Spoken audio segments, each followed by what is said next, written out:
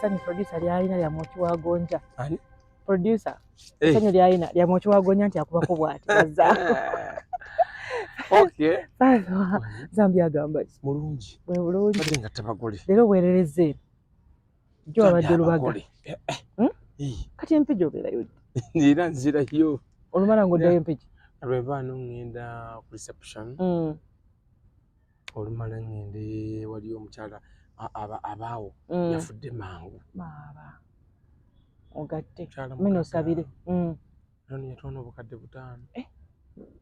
Kyaki yaffe. Bambi. Ey'empiji. Bambi.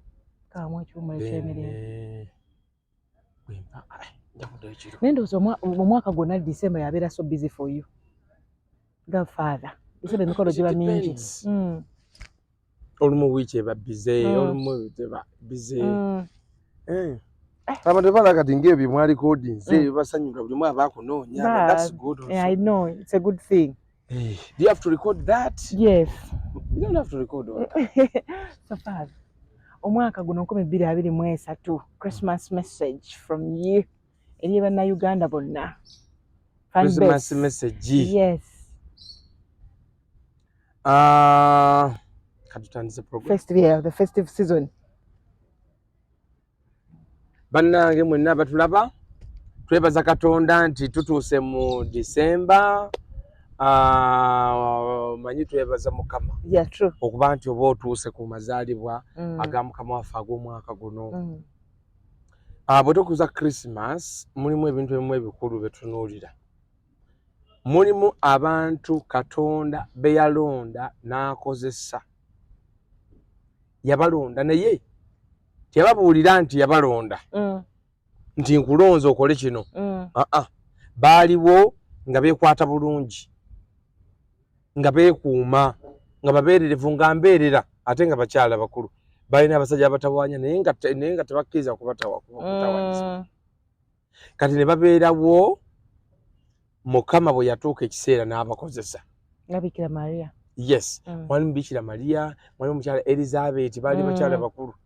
Ne baawe yasinkana malayika n'amugamba nti mukyala wo ajja kuzaala omwana. Baawe n'awakana. Naga mukyala wange mukadde. Takyasobola kuzaala.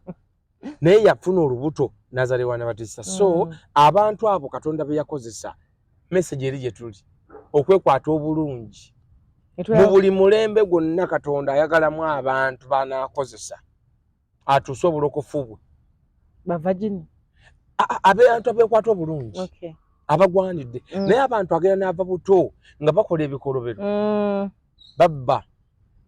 Abantu mu ggwanga muno basiga bannaabwe siriimu. Abamu bamusiga tebategedde. Abamu basiga nga bategedde. Tima. Abantu batawaanya amaka ga bannaabwe, oli n'akwana mukazi wa munne, n'akwana bba wa munne, kanoogenda ng'okola ebikolobero. Kanobeera nti mulembe, muggwe Katonda baanaakozesa. Toliimu. Ng'ekibalo kikujja pushing out. So nja basaba buli muntu yenna mubeere nga mwekwata bulungi. Olumu twonoona but gezaawo kwekwata obulungi Katonda asobole okukulonda naawe akozese. Waliwo bakama baffe abatasasula mu budde n'okola emyezi 6 nakusasula mwezi gumu. Abandi kati waliwo abamu abakozi nga mumusudde kampuni. Nga abakozi be basudde kampuni okiraba ate nga mwagala omusaala. Temukola kye mulina kukola naye at the end of the month you want your salary. Money, right? Do you work? Do you deserve that salary? Then ogenda kulanda abantu ne baduka. So ekisooka abantu buli muntu kyokola kikole bulungi. Kikole mu bwenkanya, kikole mazima. True. Kikole kukyusa nsi yaffe in a good way. Kale kimu then ekyokubiri. Abantu bano bembagambye bagezaako to sacrifice. You sacrifice for a higher gain. Gamba besonyiwe abasajja ne besonyiwe ekibi for a higher gain. So buli muntu you have to sacrifice something if you want to get something. You have to part with something to get something. Waliwo ebintu byonna okwefiiriza okufuna n'okwerumya. Kati mbadde ngatta abagole naye omuntu yenna oli ng'azadde omwana n'anoonya omuwala naye ne bajja mu kyaki kiba kitegeeza ekyo si kyakusaaga. Sabantu baka buli muntu yagala okutuwa ku birungi. You have to sacrifice. Oba yagala obugaga, you have to sacrifice. You must be ready. So, mubeno obulamu wa sacrifice. Yeah. Ekintu ky'oyagala, you must work for it. Kali akasaba kamuke nasoma. Oli bali bagamba gamba, you must be willing to pay the price for the success you are looking for. You must be ready to pay the price for the marriage you are looking for. You must be ready to pay the price for the wonderful old age you are looking for. No sacrifice, no gain. You must sacrifice for a higher gain. Number 3. Abantu bano abasinga babeeranga mu biggwa. Babeerako mu kiggwa, babeera basaba, bakola ki? Ngeti abasista. Masinzizo. Ag'emirembe egyo sinagoga. Yes. So ng'era mbasaba, mwongere okubeera masinzizo. It's wonderful to be there. Nalabye omukulu ono Sobbi, ye Sobbi, eyafudde, ne bagenda ndowooza okumusabira. Ne bagaana. Naye nga jjajjaawe yali y'omu ku baagaba ettaka ly'e Kabooko. Eryekerezya? Yes, baali bakatoliki b'amaanyi. Lwaki baaganya omusabira? Ana kati jjajjaawo okuba nti yali mukatoliki w'amaanyi, gwe kiteeka nti olina kuba mukatoliki w'amaanyi oba togendayo. Naye faatha okujajinga kibadde kirungi. Si kujajinga. Kujajinze. Kati ebintu bino by'otajja mu ng'oli mulamba bikuwe ng'ofudde. Omusalidde omusango. Si kusalira musango. Bw'ate wali wabivaamu. Nga tobigendamu. Kati miso oba walyerabira bwe naagikusomera nga onaagitegeera. Naye tebadde musabi Sobbi. Simanyi. Olina okumanyika. Tulina n'okukuuma amannya gaffe. Kale olumu ebintu bitusobako naye olina okulaba nti omanyika. Ku lw'obulungi bannange mulina okukuuma amannya gammwe buli omu wooli. Abantu bagamba naye ku Mugenzi onali Kati Olwama bagamba Kereziya esaze omusango. No! Kati Olwama yavaayo mu lwatu n'agamba ye kugamba tabiriimu mu lwatu. Naye nti kakati oli omusango mugweka Katonda n'agusala. Nali kati Obukristo omuntu okufuna misa ng'ofudde. Waliwo amateeka Kereziya ge yateekawo. Amateeka agaliwo omuntu alina kubanga kale mu bufunze alina kubanga ng'abadde agoberera. N'ekiba nino mu myezi 2 abadde ajjayo gumu naye ng'agoberera. Kugamba ng'agoberera nga tiyeegaanako Kereziya nga talina nnyo sikande mu misa tugeze olina essabo balimanyi oba olaga nti oli musamise ate nga wano tuba nga tukuyiwako amazzi tugamba mwemansula byonna ebitagendamu nakukiza bwekereziya mwabatiza bandera ebyabalongo ebyabakulu amasabo n'engeri n'okwesiga ebitaliimu noga nti tubyemansula. Kati bw'ova mu lwatu tetukuwa misa. Buli kintu kyonna kyakukolerera. N'emmisa mu kufa yakukolerera. Obugagga bwakukolerera. Obukadde bwakukolerera. Emmotoka eyabala omukyala azze wano alina emmotoka ya $2,000,000. Yaguze emmotoka ya $2,000,000 alina n'endala ya $8,000,000 mutanaba kufuna akagitunda. Yaguze endala. Bawe yagimugulidde. Kati aba abikoleredde naye nga bawe yaguze. Yes. Aba akoledde ki? Amakomo munda bigenda maaso. Ebigenda maaso maka amanye ekyokukola. Kituufu. Simbuliri bwokka nti byamala gafaza kati agamba byambuliri. Si byebyo. Mama kakugamba Bayibuli etugamba nti ebikolwa byo biri kufuula w'amaanyi makaago. Kati bikolwa buli kati omwami nagula emmotoka $2,000,000 aba asiimye. Oba okoze. Kituufu. Buli kimu kyonna kyakukolerera oba olina kyotaka. So nga tugenda mu mazaalibwa ga Mukama Yesu Kristo ez'ensonga bannaye mujje mu biggwa. Mubeeremu mujje nga tusabeko. Owulire ekigambo kya Mukama kikuddaabulule. Bw'onaabanga tozze tojja kuwulira kigambo kya Katonda kyetukugamba. Naye bw'onaaba ozze ojja kuwulira faaza ng'ayigiriza, imaamu ng'alina by'agamba ensonga nga nkulu. Imaamu akkiriza mu Christmas olowooza. Anti kye ngamba kati omuntu agenze mu ssinza eri abasiraamu. Oli bw'ava mu Kristo ajja kugenda awulire nga Reverend. Ng'alina ensonga gy'ayogera naye ng'agikola. Tuliwo kulokola myoyo gyammwe. Newankubadde n'egyaffe giyinza okuzikiriza.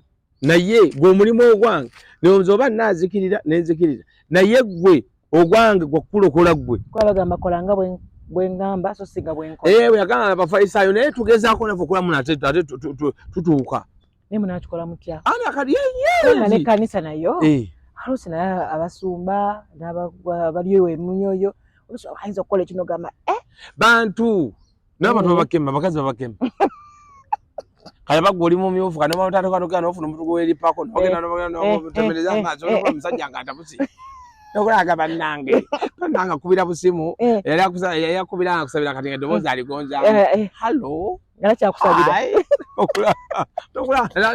alandisa omukyusa ebirowoozo ate omukazi bwe bunafu bw'omusajja kabeerere bulandi kabeerani kubanga ne Adamu Katonda yamwebasa n'atonda omukazi bwe yadde ngulu yayogera bingi bone of my bone flesh of my flesh ng'akyamuse kali mu Luganda yalegamba bannange kirengere tama banne kirengere mugamba dde kati omukazi bunafu bwa musajja Samusoni yali ni Samusoni Katonda yali amuwadde amaanyi amakusike naye era yamusuula yali mukazi ogambi n'abantu abasinga bamwe kibavuwazizza bakazi I know ng'oli alina sente mbitirivu abakazi nabamwavuwaza anyway bane mugende masinzo muwulirize bye tubayigiriza so naye waliwo n'ekirala kinyagala basaba nga tugenda mu nnaku zino enkulu waliwo ekintu ekisooka kwe kumanya nti mu mwaka luno olunaku luba lwa Ggandaalo ennaku enkulu zino baazikuzanga basically nga bagezaako bakuzanga ennaku ezenkulu nga bantu beekulisa kuva mu winter bali eri Fina winter naye abantu baali nedda amasiku ekweza kuva mu winter ndoza baali either nga kaneerabiddemu awo naye baali beekulisa Christmas yaveeyo ndoza nga beekulisa winter oba etandika ddi oba kati oba betandika tuli mu winter abali erifa abasama kwegamba kale mu bufunze yabeeranga family day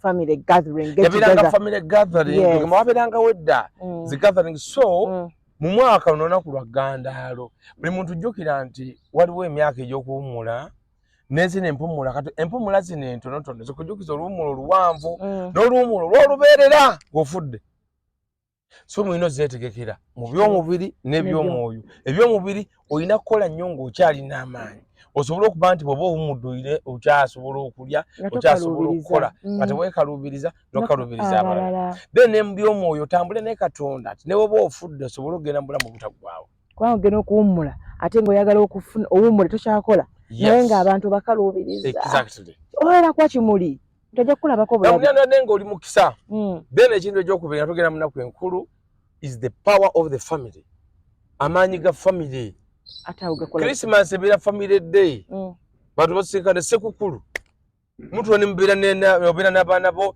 ne mukyala bo ne mutuulamu nga family so mujjukire amaanyi ga family bw'osanga emikwano egikwerabisa abeewammwe egyo mikyamu naye bw'otuuka ne weerabira ewo gye wava oba tumanyi ne gy'olaga so family zaffe enkulu bazadde baffe ab'eŋŋanda zammwe osanga omusunagana za abeewaffe bantamu kubanga banziba naye kugamba weebaze kasita abaakubba mwayonka-limu naye osanga omuntu ng'abakubbye tolina nekyo bamanyiiko ne bakubba ne bakuteeka wali so temwekutula kubeewammwe mubeetaaga anytime n'ekira family zaffe buli muntu ayambe munne bw'oba ng'ovuddeyo genda osule mutoowo mufunenge gye mubapangira muleme kubeera nga gw'osinga ssente wammwe omwana omuleeta awantu alina akulima empindi ku mugongo gwe baleete nga weegendeza lwaki omuleeteeka ate ng'olaba mulungi okusinga ate omuleeseeka ebbeere tutu gwe ate erigudde omuleesa ate gumulekawo n'omwami owe amutunuulira alinga nga amwekebejja kati gwe naawe leetanga owulekamu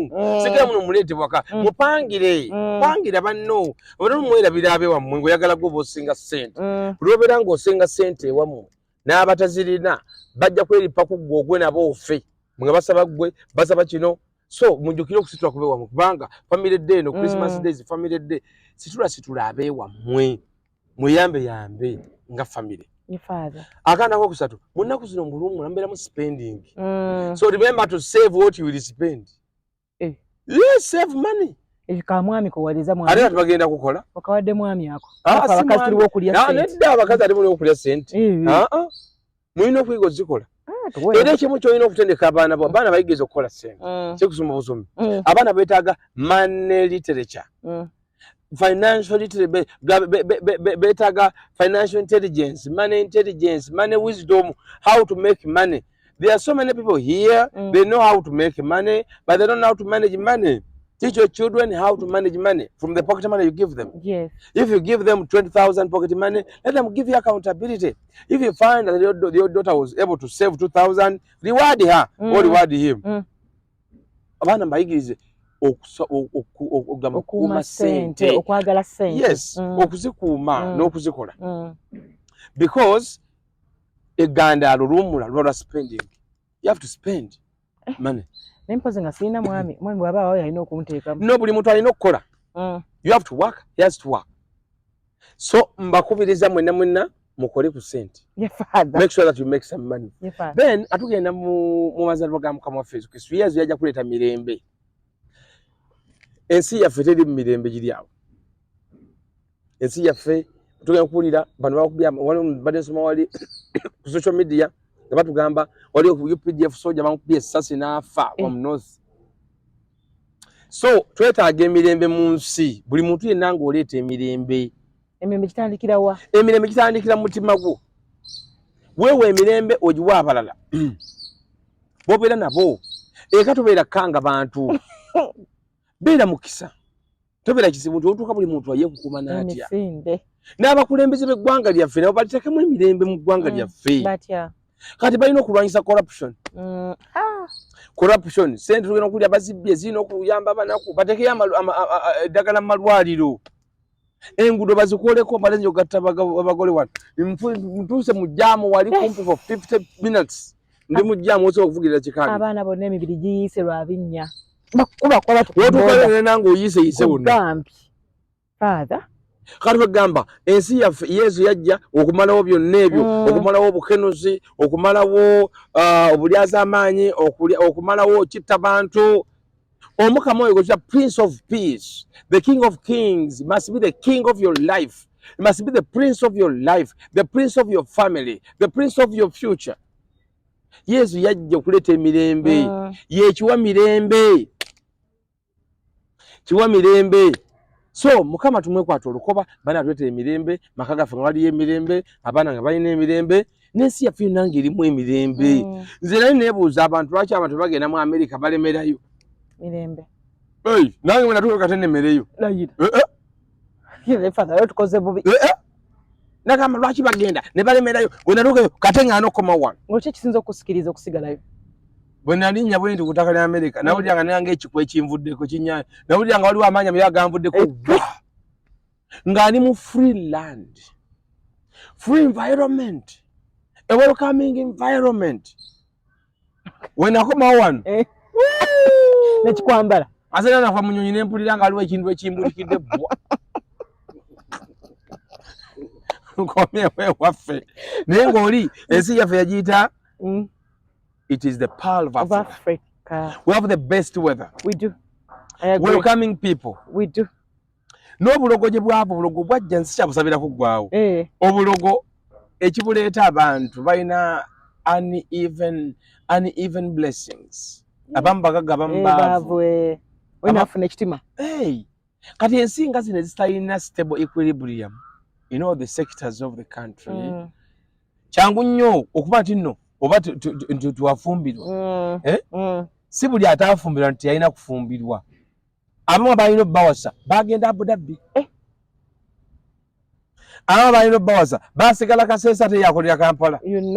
Tebeesanganga. Kati nga mu kibuga muno waliwo abantu bangi nnyo mulimu omujjuzo. Abakazi abali mu Kampala n'abawala batunoonyera nti tugamba abantu baddeddeko ku ewaabwe osanga abasajja babalekeyo. Sajja oba abuze ddeyo ke mubende yita ku kyalo ngo babuuzabuuzaako kulamusiza nnyabo baba akyaliwo. Akyaliyo tuba tumanyi muno yeza wafumbirwa. Tubeera byo ku mikolo gy'ewammwe osanga lutwame yabula onamusanga eyo. Lutwame ayinza okwakuba kadongo. Nga gyali eyo nga yakulinda ng'olina omukisa gwe. Gwogenda omujja mu kuba akadongo omuyambe.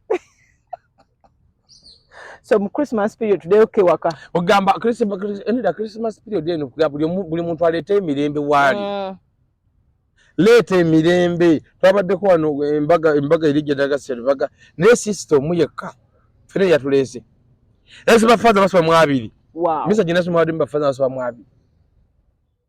ba sister bonna eringa abamazeeyo buli muntu wobeera tobeera kizibu nobeera okola ne banno buli omu akwekokola oli muzibu togambikako nooyingirawo otuguba tolinga aliko empewo z'ekika olinga aliko ebizibu byewammwe olina embazuulu olina emputu ovuma abantu n'omumwa gwasonga lwakuvuma ogamba nze ndi muvumi n'abo waffe bavumi so yesu yajja okutuwa emirembe bene waliwo ekintu ekirala yesu yamala okuzaalibwa yesu yajjira mu mbeera mbi yajjira mu bwavu nnyo n'azaalibwa mu bwavu obutagambika ng'agamba nti azze kutandikira wansi n'okutuwa essuubi yabeera mu nsi muno endwadde zonna n'aziwonya n'abonabonanga ffe naye waliwo ekintu ekimu kye tulina okumanya ku mukama waffe yesu kristo yajja yesu yamala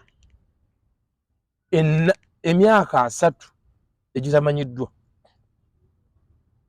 emyaka 3 egya yesu toli agimanyiiko tebagiwandiikako byonna bye bawandiikako mu bitabo ebitukuvu bye yesu bye yakola mu myaka 3 gyokka evanjiri zonna ezo zoogera only about the 3 years so waliwo emyaka egitamanyiddwa gy'olina okuyitamu nga mukama waffe yesu waliwo embeera embi w'olina okutandikira omusajja Abraham Lincoln yagamba failure is not the issue but the issue is to okay the problem oyo nagamba tulina options bbiri either okkiriza embeera yewammwe embi esigale nga bweri oba okugikyusa weeveemu ogambe nti nze kaŋŋende ntobe nwane nkyuse obwavu bwe waffe ate mukama ng'alina wakututte situla ne banno nti gwobeere hero obeere the champion of success in your family.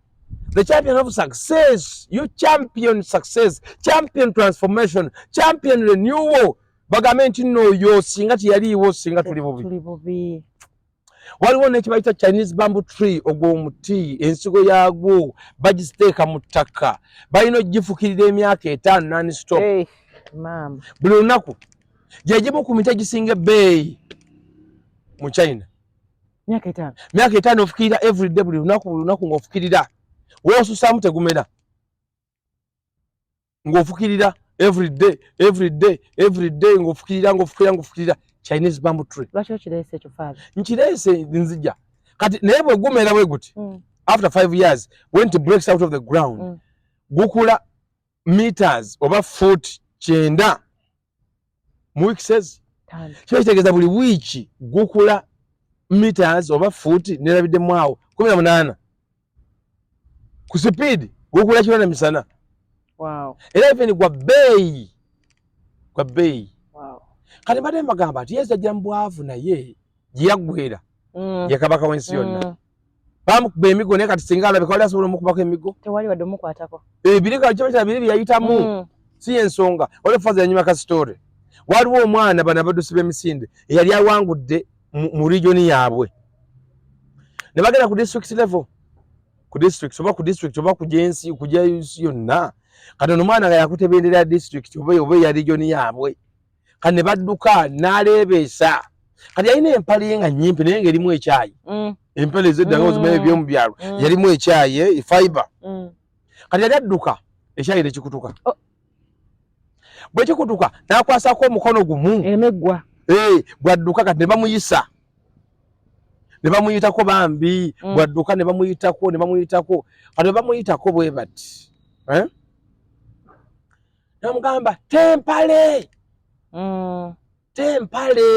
egwedduke najjamu empale n'agisuula wali n'adduka n'abayisa bonna mu bute ngendulu eraya bwe yawangula baamusitula ng'alina bwerere bamusitula nga tebakyafa ku kiri bafa ku kino n'ensi bwetyo bweri abantu gino emyaka 3 agasooka tebagafaako nnyo abantu tebali sentroseri nekyoli kati tewali n'omu kati ayogera nnyo Yesu agira mbava Yesu kati ye kabaka w'ensi yonna kati ne bwajja n'amazaalibwa ge tugakuza nawe osobola okukola nga amazaalibwa ago olina abagakuliza Yesu ono asobola okuyamba atuyigiriza okubeera abeetowaze nti omuntu atandikira mu mbeera mbi naye osobola okuvaamu nawe n'obeera w'amaanyi osobola okuva mu kyalo nawe n'obeera bw'amaanyi.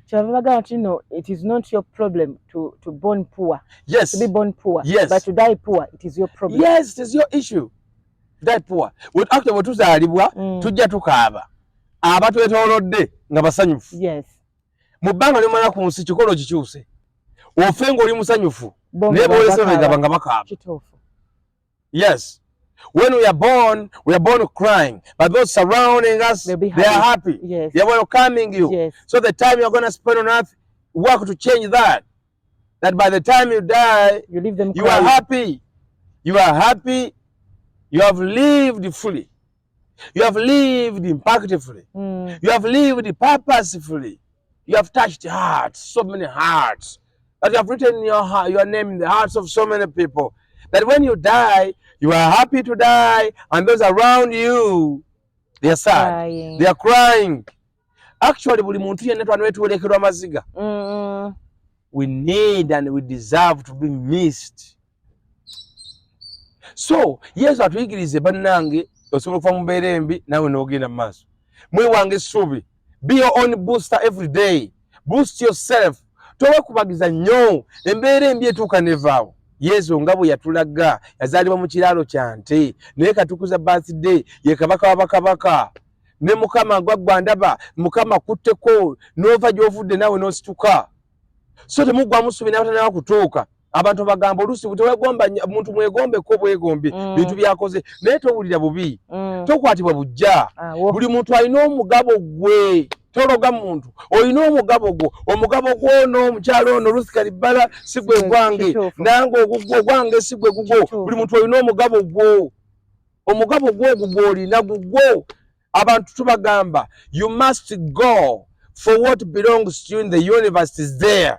Go for what belongs to you in the universe. In Jeremiah 29:11 tusoma, but I know the plans I have for you, says the Lord. Yeah.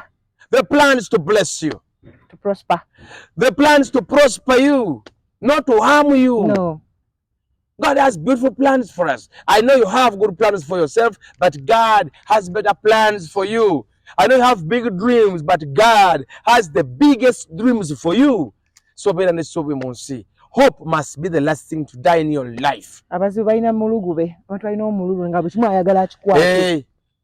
Omululu bulamu wooli. Omululu era gwe gussa abantu. Muno mu nsi twajjanga lonsa. Era tulivaamu nga lonsa. Olwo omusajja yali Constantine the Great. Oyo omusajja yali w'amaanyi nnyo. Bwe yali kabaka oyo yayikkiriza obukristo okubeerayo okutandika okujja Christianity e Roma eyajja n'alagira ebyambalo bino byonna betwambala nga bafaaza byonna yabiteekawo. Naye waliwo ekintu ekyenjawulo. Omusajja bwe yali agenda kufa yayita bajjenero be bonna abalwanyi ab'amaanyi n'abayita n'abagamba bwe naba nfumbe nti ngenda kufa njagala ekisooka yakola ng'eddaame njagala abasawo abasinga amaanyi mu nsi beetooloole omulambo gwange. Lwaki? Anti ngenda kuwa ensonga. Otyo? Nsumula nasuna. Nsuna njabiyise. Tikunyumidde okyagalirawo. Olaba. Aja amateeka ku ddiiro. Twabeeranga amateeka ku ddiiro.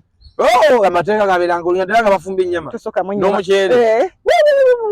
Basooka bawa amatooke n'ennyama ogirengerako wali. Nakwageza ogikwateko nakumalawo mmere at least efikka nesigala. Abagala njagala abasawo abasinga amaanyi bakole beetoolola omulambo gwange. Ekyokubiri njagala sanduke yange ng'erimu ebituli emikono gyange gifulume ebweru nga giri bwe giti. N'agamba ekyokusatu njagala goldi wange byonna by'obugaga mubisaasaanye ne ssente tubiyiteko nga tugenda mu ntaana nga tugenda ku ntaana. Nambuuza ssebo genero ebintu ebyo nga bikakalirwaki oyo okoze bw'oti. N'agamba ekisooka njagala abasawo beetooloola omulambo gwange okulaga ensi that in the face of death even the best doctors cannot save you. Yeah, true. So remain humble. N'agamba ekyokubiri njagala emikono gyange gibeere nga giyise mu sanduuke bwe giti okulaga ensi mu nsi tujjanga lonsa tuddayo nga lonsa. Ate n'abasiraamu bo kaleko amanyi abasiraamu bo bakigirayo ddala. Tewali sanduuke ezirofegabo ze tukola n'ogula sanduuke nga nene nnyinza n'ogula kagoye. Bakuteeka mu kagoye ng'olimu ne bakuteekayo. Tojjanga lonsa. abamu tebazimba na ntaana ewamu abateekayo buteesi ate omanye engeri gye baziikamu ebweru tebalina nnyo ttaka lya kwonoona bo baddira ne basima ekinnya ne bateekayo omulambo kati emmotoka eba n'ekiyinja kinene nga kijja mu kapiisi ke baasaze ne bakita ne kigwa ku mulambo wekita n'abantu bonna bafiira ebweru bamala kubateeka mu fridge oteresereka ekyaya mu fridge okumala wiiki nojjamu kino kyona kijjudde ice nabo babeera abafiira ebweru babateeka omuwabe nena ng'akazi bamuteeka mu ice ne bamukuuma kyo kitegeeza n'agamba nti bino byonna ebyobugagga mu bisaasanye n'esente okulaga abantu bino byonna temuli tubirese byonna byansi kati nga Yesu yajja banaye okutwongeramu amaanyi bino ebintu by'ensi byonna tubikole tubiyambise okuyamba abalala naye obeere nga muleeta emirembe then akantu akalala nga tugenda mu Christmas season mbasaba okukyakala obulungi tofa tolwala yagenda ofune mukenenya bwabwerere yagenda ofune enziku mu Christmas ekyaliyo nawadde lwina linkujumizamu naye nti waliwo omusajja yazanga akaana kato bana basajja abenzi kaana kaali kato kalabikanga akatali kwononefu nnyo naye omusajja agamba kali akaana gwali muswaswangule gwennyini n'agamba akaana kandwaza enziku naye bano mu Uganda tiyawonerawo yawonera bweru yali y'amaanyi nga nzibu nnyo so mukyakale bulungi bino ebintu by'okunywa omwenge n'osiribala n'osanga omukyala n'omusuubiza buli kimu eggulu n'ensi olwalaava yakajja kubanga wakamulaba omufunye n'ogenda n'omugamba nti nno bannange era ze bikodde byonna kubanga wakamufuna akyali mutegulu yose nze mbikuwadde waliwo n'ettaka linze bikuwaddewo ng'okyamuza olwalaava tamuka mpolampola neyanza nnyo faatha kankuleka n'abalala bakwetaaga kamumala kufundikira katufundikire katono bannange waliwo omuntu omulala azze naye njagala mwenna okubasaba nga tugenda mugundi mwekuume bannange tusanyuka byosanyuka abaana baffe abato bali mu holidays tukyabaagala nga muli balamu tomala gasanyuka busanyuse genda osanyuke byosanyuse naye tubeera n'abaana baffe ate banene naffe abazadde kamungeezi musobola ogenda kutunga famire mugenda ku bbalo ya beredene buli mwafunemu kamwe nati atunda ku twenge taata afunayo ecupa ne maama ecupa n'abaana bawe soda muleme kubeera akakunyunja ate bannaye okulya abaana balira ddala feeka twalyanga ebifa kwefino tunkana bifi mukaaga n'olya bataata oba badde otera kugula kiro emu mukuno ogula 4 ate kati fe abakatoliki mumanyi ng'egyo tutandikamu ennaku tutandika kali kajja kuba olwakutaano olwokutaano kali olwomukaaga nyama ya nte nedda ku lwomukaaga ke kali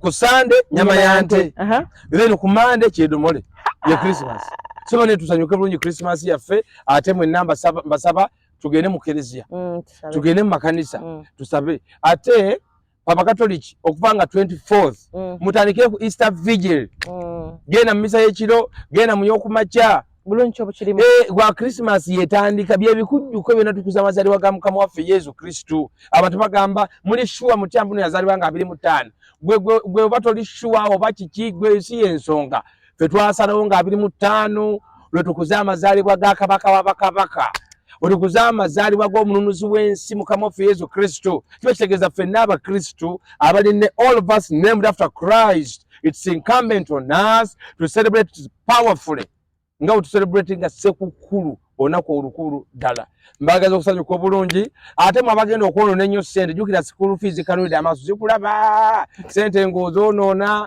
ng'oziyiwayiwa sanyuka naye jjukira abaana baddeyo masomero mu February ate tusobole okulaba muno tusanyuka lumu abane kambasabire ku mukisa gwa Katonda Mukama asobole okutambula nammwe nebaza n'omukyalo ono okujja okumbuuza okumpa interview ate n'omukulu gwalina mulengere naye alabika bulungi alina ekirevu kya mwamba Aida katabera mu ggwanga muno. Abantu bano balungi okukwata kamera kubanga bagenda kulaba nga tomujjaako liiso. Aliga Father Christmas. Alabika bulungi. Osanga abantu ng'alabika bulala. Lunaku n'omuggwamu amaanyi. Olwagenda bagamba foozi bane ng'oyigiriza bulungi olwaliro ne bagamba ompadde amaanyi. Niba ogenda audience baayuuya bonna bakalunda maaso ne basaba kimujja kwe bonna nga banyiize n'ebigambo bibula. Osanga abanyirivu era kaleko. Kale banaye gankobaawo. Ebigambo bingi oba nabagisiba. Ninge yali akateepu. Wacha mukama. Aga ebigambo bino. Leero mbiitira. Nayogera ne biita n'ogamba banayogedde kyaki. Alina susse bonna. Alange Father. Ne munsaasira nga bannange Father. Nyina paati ne mwana we mutookirivu. Mukama Katonda ayinza byonna bonna abatulaba. Mbasabira omukisa nga bagenda mu nnaku enkulu. Ennaku enkulu baziyitemu mirembe. Amina. Nsabira abazadde abalina abaana, nsabira n'abavubuka abava bali mu holidays. Namwe na buli omu gyali mbatuusako omukisa gwa Katonda ogw'ennaku zino enkulu, omukisa gw'Omukama gubatambulireko gubakuume, gubataase buli kabi. Nyongera okubasabira obukuumi bwa Katonda. Mubeere mu bukuumi, abagenda mu byalo, Mukama atambule nammwe mutuuke bulungi era mukomewo. Tusazaamu obubenje bwonna, tusazaamu ebirwadde kati ebifuba, ssenyiga bingi byonna tubisazaamu, tubisendeka wansi w'omusaalaba. Tusazaamu buli kyonna kisobola okugwira. Mwenna bawaddeyo akabi konna akabadde kagenda otusanga oba otugwira, tukasazaamu mu linnya lya Mukama waffe Yesu Kristo agenda otusalibwa tugenda okuza amazaalibwa ge. Mwenna abali abandaba byenjogedde wano mbasabira omukisa gwa Mukama. Tusazaamu byonna obwavu tubusazaamu, siriimu tumusazaamu, kansa tuzisazaamu, puresha tuzisazaamu, sukaali tuzisazaamu, byonna embeera embi tugisazaamu. Emirembe Mukama gye yatuleetera mwenna gye mbasabira. Omukama we kiwa mirembe, abawe emirembe mu nsi yaffe, atuwe emirembe maka gaffe, atuwe emirembe mu misomo gyaffe, atuwe emirembe mu future yaffe. Mwenna mbasabira ebyo bituukirire. Omukama ono ajja mwenna abasensere, atuuke emitima gyammwe, atuuke wonna wali obwetaavu. Eyo embeera embi ekubaddeko omwaka guno efiire mu Krismasi, oyingire 2024 ng'oliko omukisa gwa Katonda, ng'oliko amafuta aganakuwanguza. Byonna bisobodde kugenda binaabayamba. Nsaba Mukama esala yange agisiime eyambuke gy'ali. Ewunyakawo ng'akabaana nga tusoma Zaburi 142 omukisa ngo batambulireko ennaku zonna. Kubwa Yesu Kristo Mukama waffe. Amina. Abajuliza Uganda batuukirivu. Mutsabire. Abatuukirivu mwenna abali mu ggulu. Mutsabire. Tonda waffe beera naffe beere naawe saa zaffe zino zisiime era oziwe omukisa. Amina. Mwenna abagenda okutambula mbasabira omukisa guno n'akayimba nti malayika gw'omubaka Omukama gwe yanteekera otukuumanga nga bw'otutaasa bulijjo ne mukabe konna. Bwe mba ngenze mu lugendo tolemanga kumperekera, ng'oluŋŋamya amakubo n'onkomyawo bulungi eka. Bwena bagenda okutambula mbakwasa Christopher ne Javira abajuliza abatuukirivu abakulembere, mutambule bulungi mukomewo mirembe. Mukama abeere nammwe. Mukama bw'omukisa abakuume, abatondeze amaaso Mukama basaasire, ajjukire gye muli abawe emirembe n'omukisa tunomeza buli kantu. Paatiri ne mwana ne mwe mutuukirivu omukisa guno gubakkeko, sono gubakkeko. May this blessing process you, may the blessing metamorphose you, may the blessing change you, may the blessing be upon you. Omukisa guno gusigale nammwe nga gubakuuma, gubalabirira, gubagaggawaza, gubawangaza mu nsi emirembe n'emirembe. Amina. I want to say Merry Christmas to you all and Happy New Year. God bless you and bye-bye. Bless you too. Bannange, mubeere bulungi, omukisa saagala guyiwa. Bye. Kitofu bannange. Oyo baya n'omuntu omumyufu ekifo kivaayo mangu. Ono nange myukiddemu. Abantu nga bano yakane bwagenda omulaba waali.